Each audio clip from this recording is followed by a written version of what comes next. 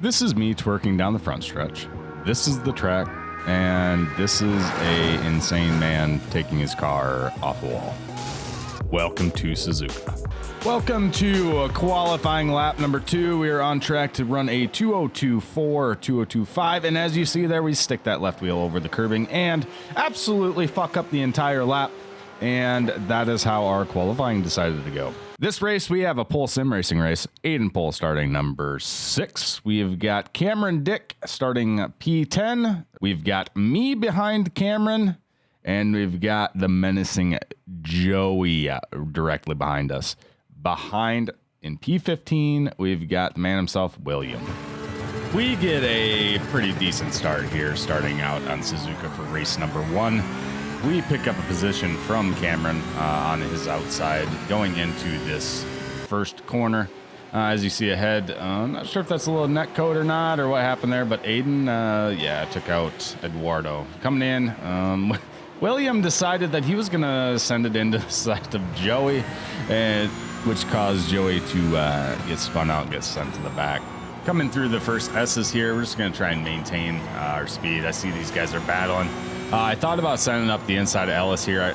Looking back at it, I definitely probably should have because he held me up for quite a bit. I felt like throughout a lot of this race, until I started getting raced by a couple other drivers, I had to hold my pace differently simply because of this guy here. And that's no fault of his own. If I wanted to make the move, I probably should have made the move. But we stuck behind him, just making sure we could get through corner 1 because we were B class. We were right on the brink of A class. And I wanted to see if we could just get through this without any incidents. And as you can see on the list, there is only one incident in this race. Coming up through the first, I would say, hairpin here. Looks like they just made a little bit of connection there going through the corner, and unfortunately that spun too, but we all made it past it. Coming through this last corner here before the chicane, my biggest goal was to just make it around the corner because that corner can be very deadly. You can fuck yourself really quick if you get onto that curbing. It can throw you out right, it can throw you out left. Most of the time you just kind of want to maintain your line, keep it towards the inside. If you feel confident enough, you can send it to the outside. Looking up ahead, lap number 2. Looks like Lucas and Gian are on the same team. Lucas looking to do an inside push on him, and Gian did a good job to block that off here. Coming up behind, starting lap number 2, we're just going to take a look back here. Williams sends it to the inside of Cameron here, getting on right up behind me. And if you saw my Sebring video, Williams very fucking fast, and most of the time he's up at the front. And that's a little nerve-wracking for somebody in front of him because he is going to do everything he can to get past you. He's very clean. I will not say he's a dirty driver because he's not by any means, but he is just one of those guys that can put constant pressure on you. And I'm realizing this as I'm looking at my relative going through the track that William made that pass on Cameron here, and I was about shitting my pants because I was worried about where he was going to make that move because sometimes he's a little unpredictable in how he moves around, as we'll see coming up here. But he did a good job to maintain. Coming up into the hairpin here, he is a lot quicker through this than me, so I slow him down quite a bit. Makes a little bit of contact with me, nothing crazy. I don't even think we got a 0x, but did push the car a little bit. I can't remember if it popped up or not. But this is the racing I'm talking about. He has the confidence to run this line directly on us. I think he's going to make a move here, then he doesn't. So it messes up my line a little bit, but it recovered, got around the corner. Williams just going to kind of sit back here and let me do my race at this point. But you can see he's very aggressive. He knows how to race the car. I believe he does race IRL. So he is a very, very good driver. And that is a little... sits on the back of your mind when you're going around all these corners of when is he going to send it into the inside. I mean, he does get a little loose, and that's exactly what I'm talking about coming through that corner. He makes contact with us here again a little bit. We're just quite a bit slower than him in certain spots. He does get a little loose again. That corner can be very hard to get around. Skipping ahead to lap number 3, coming through the I don't even know what corner that's called. It's long left-hander coming up to the final left kink. And as I said, my goal for this corner was simply just to get around it. We broke a little bit early here. I thought maybe I could get a better run on him coming out of it, but unfortunately I didn't get as good of a run as I thought. Williams sent it out all the way as wide as he could coming out of that corner here. And as you'll see coming through the S's, he gets a little gets a little aggressive on us here. I saw that in my mirror and about to shit my pants. I thought he was coming into the back of us, of the car. But he managed to hold on to it and got around the corner just fine without making any contact with us. Jumping ahead up into the final last few corners in love lap number 4. I thought he was going to send to the inside. He chose better and did not send to the inside. But like I said, I'm a lot slower than him through this kink. Something I had to work on throughout the week to get faster. As you see, he gets pretty loose coming out of that because his line, I'm messing up his line by being in his direct area. So that's kind of on me. Coming up through the S's, you'll see he gains a lot of time on me. He's very quick through these. I figured out throughout the week how to get through those S's a little quicker, drop my time quite a bit. But he ultimately is a very fast driver for being 3.5K. I'm sure if he didn't toss around his races sometimes, he would be quite a bit up there, probably at least 5K. He's very fast. He's been on the top of the list for the last few weeks for lap times at most of the tracks. So he does get a little wonky coming through there. He's right on our tail here. And as you'll see, he's got a better run coming through this left-hander. Once again, I take a wider line through there, so it kind of cuts off his line, but he manages to get around it. I believe at this point I've kind of had enough. I don't want to race him too much more. I'd rather just have a clean race for me. But the only way to get better at racing is to race against people who are going to be better than you. I debated on giving him the spot so I could follow his line, possibly to gain a little bit of time on my lap times, because at this point we were running 203s, low 203s, high 209s, and that's not where I need to be. I need to be probably in the 202.5, somewhere in there. He gets a better run coming through this corner, but my line's so different. He gets past us here coming into these S's. I let him go through, and then he misses the corner. He had carried way too much speed into that, trying to get by me. I'm surprised he didn't communicate with me that he was going to go around. So he gets, I believe it's like a 2 or 3 second slowdown. I can't remember what it is for cutting those off. Maybe it's 1.7. I can't remember, but it's enough that you have to give the spot back on the straight, which is what it is, I guess, at that point. But so we got our spot back. We're sitting P number 7 coming into lap number 6 here, and we're just going to try and keep our head down. At this point, like I said earlier, I'd had enough. I don't want to do a whole heck of a lot of racing. And as you'll see, he's quite a bit faster coming through these S's. So at this point, I'm just going to probably let him by at some point and just got to figure out the better spot to let him by.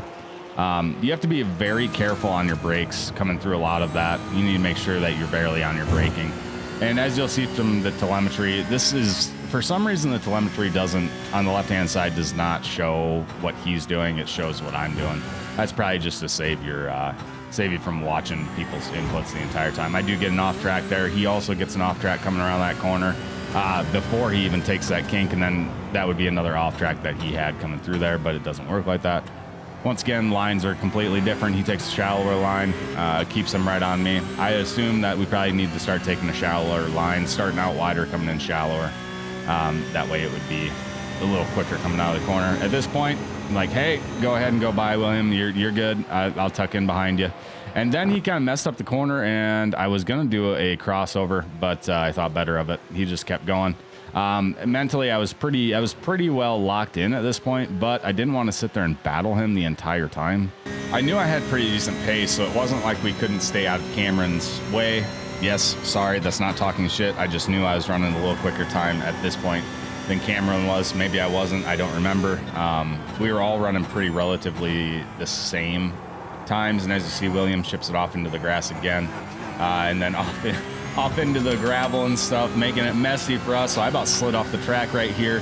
But my end goal here was to just keep up with William, keep the draft going, or the slipstream, whatever you want to call it, and just get through the race. Coming up into the hairpin here on lap number 7. As you'll see from Cameron's view here, I get a little lock, unfortunately, which is going to allow him to get by me. He passed me clean. He got a little loose coming around me, but at this point, I'm like, all right, we got some space to the people behind, so just run my laps. At this point, we did run some pretty clean laps all together. I believe we were all within like 202.3 to 202.7, I think was our lap time, so somewhere between there. Cameron stays a little wider through there, messes my line up a little bit, get a little loose coming out of there. Making adjustments on the fly is not my best thing. as most people know, but it is what it is. Behind us, we got Eduardo, and if you watched Pole Sim Racing over the last week, I believe, Hungering or whatever it is, Eduardo made quite the appearance over there. So Eduardo is a pretty aggressive driver, and Joey's having to deal with that. And if you remember at the start of the race right there, that's Aiden sending Eduardo off, and Joey and Aiden run the same car livery. Yeah, well, Eduardo got his spot back from Joey. I'm not quite sure how he was expecting to send that too wide through there, but he holds everybody up behind him coming through the chicane there, which is going to mess a lot of people's times up. But so yeah, he ended up punting Joey. Unfortunately, Eduardo once again here, he's running P11. He started in the back of when he got punted, he was all the way in the back, so he's making his way back up. He does pull a clean move on this guy. I'm not sure if he made contact to let him know that he was there or what he was doing there, but he pushed wide with him. He gets that move done, and I see him coming through that kink, and I'm just thinking, oh shit, I saw Aiden's video. This guy's gonna be fast, and if he catches us, he's gonna be very aggressive. But we maintained a 5 to 6 second gap between me and Eduardo, so I felt pretty comfortable. Like I said, my times weren't terrible. I'm a 2.8K driver racing in a strength of field of 4K. So I mean, my times are decent. I'm keeping up with everybody. I mean, I've made some crucial errors throughout this race that has cost me a couple spots. I probably could have stayed in front of William, but once again, popped in with William here.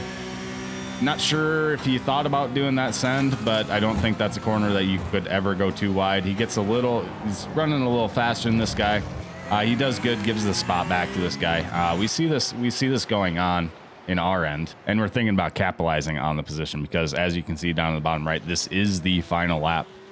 So we're going to try to do everything that we can. We're within 2 seconds of William and Ellis, so it's not like if there's something that were to happen that you couldn't capitalize on that position, simply because 2 seconds is not a lot at 140 mile an hour or however fast these cars go. I don't know. It's all kilometers per hour. So it's not unlikely that you can get a move done if something happens. William sends it pretty tight in there, gets out a little bit wide.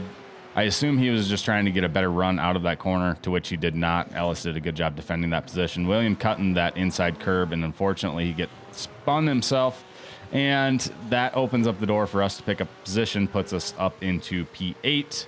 William drops all the way down to P13. I believe that gives him a drive-through penalty because I didn't see any clean laps from William, to be honest. Rip to him. But coming finishing the race here, you see William sending it past into the wall, and that is why we say welcome to Sebring, because a lot of people do that. But let's go ahead and take a look at the race results. Looking at the results here, we did go ahead and gain 54 safety rating. That puts us above a 4 on the in B class. That's an automatic upgrade to A class.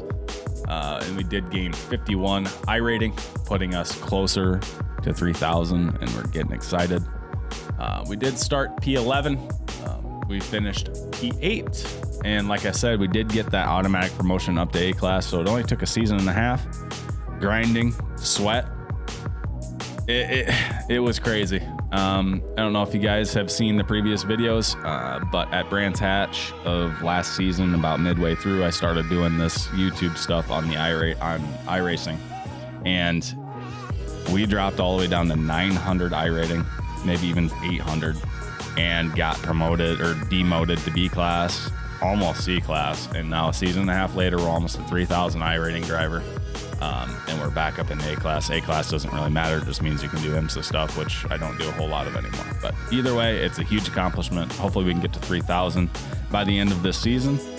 If you guys like the video content that I'm coming out with on iRacing, go ahead and watch my previous videos. I also make Rainbow Six Siege content, and that is also on the channel in a separate category. So if you like either of those, make sure to subscribe, and I'll catch you in the next video.